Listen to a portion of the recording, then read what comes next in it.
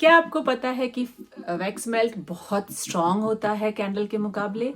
क्योंकि कैंडल के अंदर जो हम वैक्स यूज़ करते हैं उसमें वो फ्रेग्रेंस ऑयल का लोड कम होता है, जबकि वैक्स मेल्ट में हम ज़्यादा लोड यूज़ करते हैं। क्योंकि कैंडल को जब हम जलाते हैं तो वो बर्न करता है और फायर एक सर्टेन लोड ही उसके अंदर डाल सकते हैं, जबकि वैक्स को हम जलाते नहीं है। वैक्स के लिए हम वार्मर यूज़ करते हैं। सो वैक्स मेल्ट होता क्या है? वैक्स मेल्ट एक कैंडल का ही फॉर्म है और उसको यूज़ करने के लिए हमें फायर नहीं चाहिए। हम बर्नर यूज़ करते हैं, इलेक्ट्रिक बर्नर। और ये आप यहाँ देख सकते हैं कि एक प्लास्टिक का मोल्ड है, उसके अंदर 6 क्यूब्स है। एक क्यूब 20 आवर्स चलता है। सो ऑलमोस्ट ये 100 से 120 आवर के आसपास यूज़ होगा और इजी टू यूज़ है। You don't need any fire and stronger sense होती है।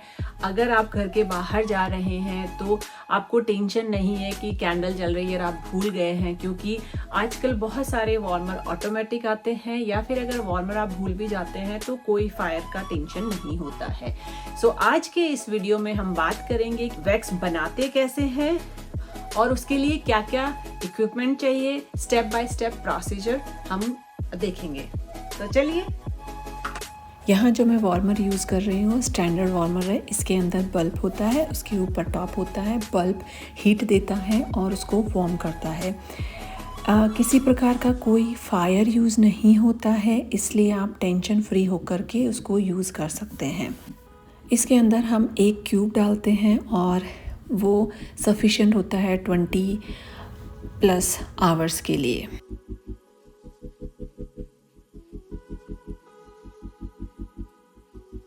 वैक्स मेल्ट्स को बनाने के लिए कुछ सप्लाइज़ चाहिए। जिन सप्लाइज़ की बात करेंगे सबसे पहले आता है पोरिंग पिक्चर।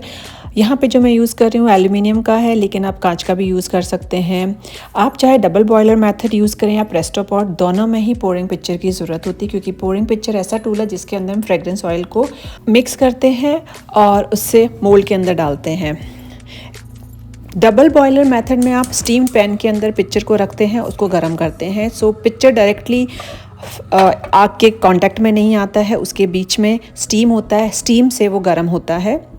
सो डबल बॉयलर मेथड में पिक्चर डायरेक्टली फायर के कांटेक्ट में नहीं आता है। नेक्स्ट है प्रेस्टो पॉट। प्रेस्टो पॉट है, ये मॉडर्न और एडवांस है। अगर आप सिर्फ हॉबी के लिए यूज़ कर रहे हैं दैन डबल बॉयलर मेथड बहुत अच्छा है, बहुत चीप भी है।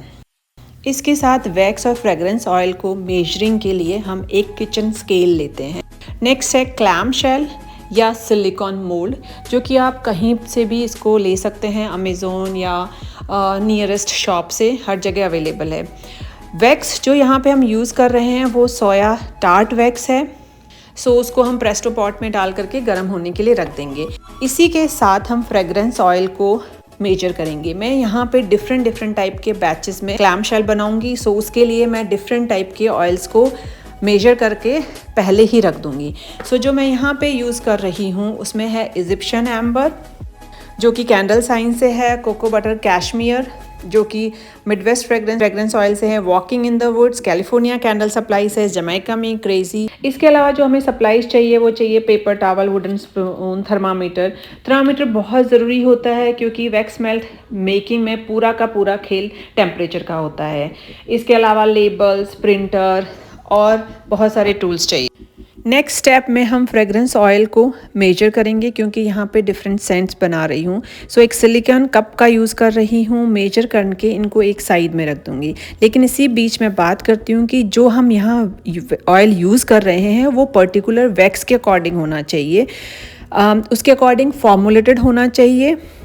जैसे सोया वैक्स एक बहुत पॉपुलर वैक्स है, और सोया वैक्स जो भी आप कहीं से भी ख़रीद रहे हैं, चाहे वो कैंडल साइंस या कहीं से भी हो, तो वो स्पेसिफिक रेटिंग देता है कि किस फ्रेग्रेंस ऑयल के साथ में कितना वैक्स जाएगा या किस वैक्स के साथ में कितना फ्रेग्रेंस ऑयल जाएगा। और सोया वैक्स का हमेशा एक चीज़ का ध्यान रखना है कि कुछ सेंट्स बहुत सटल होती है और कुछ सेंट बहुत स्ट्रॉन्ग होती है। जैसे कि आप सिनेमन का देखते हैं, वो बहुत स्ट्रॉन्ग है। आप चाहे कोई भी वैक्स यूज़ करें, उसमें वो हमेशा स्ट्रॉन्ग सेंट देगी। वहीं पे सिट्रसी और फ्लोरल सेंट्स होती है वो थोड़ी सी सटल होती है। इसलिए हर फ्रेगरेंस ऑयल का कैलकुलेशन बहुत ज़रूरी होता है। नेक्स्ट जो चीज़ है वो हमेशा आपको ध्यान रखना है कि आप चाहे कैंडल बना रहे हो या वैक्स मेल्ट बना रहे हो, हमेशा जो मेजरमेंट करते हैं वो वेट के हिसाब से होना चाहिए, वॉल्यूम के हिसाब से नहीं होना चाहिए, क्योंकि फ्रेगरेंस ऑयल डिफरेंट डेंसिटीज़ के होते हैं, सो उनका वॉल्यूम भी चेंज होता है और इसलिए किचन स्केल्स बहुत असेंशियल है।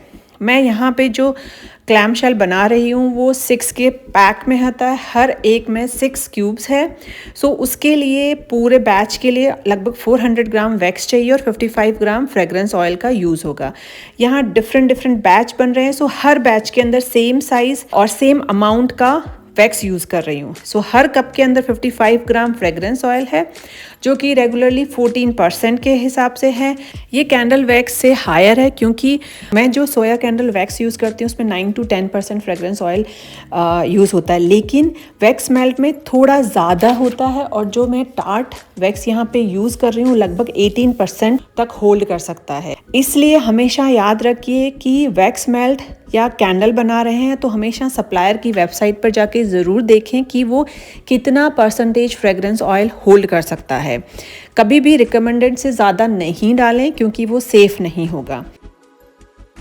मैं फ्रेगरेंस ऑयल को लगभग 85 डिग्री सेल्सियस और 185 डिग्री फ़ारेनहाइट पर ऐड करती हूँ। ऑयल को वैक्स में अच्छे से स्टर करना चाहिए और प्रॉपरली मिक्स होना चाहिए। लगभग 1 से 2 मिनट तक आप कंटिन्यूसली चलाते रहिए। कई बार ऐसा होता है कि मैं तब तक मिक्स करती रहती हूँ जब तक कि वो ठंडा नहीं हो जाता। क्लैम शेल के अंदर मैं 150 डिग्री फ़ारेनहाइट पर पोर करती हूँ। बहुत गर्म मैं पोर नहीं करती हूँ, क्योंकि उनका शेप चेंज हो जाता है, प्लास्टिक के बने हुए होते हैं। इसलिए ट्राई करती हूँ कि ठंडे में ही डालूँ, ताकि वो अच्छे से सेटल और सिंक होल जैसी प्रॉब्लम जैसे कैंडल में होती है वैसी नहीं हो। सो जो मैं यहाँ पे टूल यूज़ कर रही हूँ ये एक बेस्ट टूल है। ये कैंडल मेकिंग प्रोसेस के लिए गेम चेंजर है और ये मुझे टिकटॉक से मिला, मैंने अमेज़ोन से ख़रीदा। बहुत एक्सपेंसिव नहीं है, इसे स्टेनलेस स्टील का बना हुआ होता है। ये वैफल्स बनाने के लिए यूज़ होता है, इसको वैफल बैटर डिस्पेंसर बोलते हैं। इससे कैंडल मेकिंग बहुत फास्ट और एफिशिएंट हो गई है। ये परफेक्टली पोर करता है। आप इसको अपने फिंगर से ऑपरेट करके जो फ़्लो है उसको कंट्रोल कर सकते हैं। इससे पहले बहुत ज़्यादा मैस होती थी, बहुत ज़्यादा स्पिल हो जाता था, लेकिन जब से मैं इसको यूज़ कर रही हूँ बहुत परफेक्टली फ़ाइन होता है और स्पेशली जब मैं बहुत बड़े बैचेस में बनाती हूँ तो फास्ट काम होता है। सभी बैचेज को पोर करने के बाद हम 1 से 2 घंटे का वेट करेंगे ताकि ये ठंडा होकर के हार्ड हो जाए। इसके बाद हम लेबलिंग का प्रोसीजर करते हैं। लेबलिंग में हम 2 टाइप के लेबल्स यूज़ करते हैं। वार्निंग लेबल्स, जो कि ये बताता है कि इसको कैसे यूज़ करना है। दूसरा होता है ब्रांड लेबल, जिसमें आपका ब्रांड का नाम है, कौन सा वैक्स से बना है, सेंट का नाम क्या है, वो होता है। ये था वैक्स मेल्ट का प्रोसीजर। आप चाहे तो इसमें माइका या कलर भी ऐड कर सकते हैं। Thank you for watching. If you like this video, follow us on Instagram and YouTube. If you want to try our product, visit our website sweetucandles.com. See you in next week.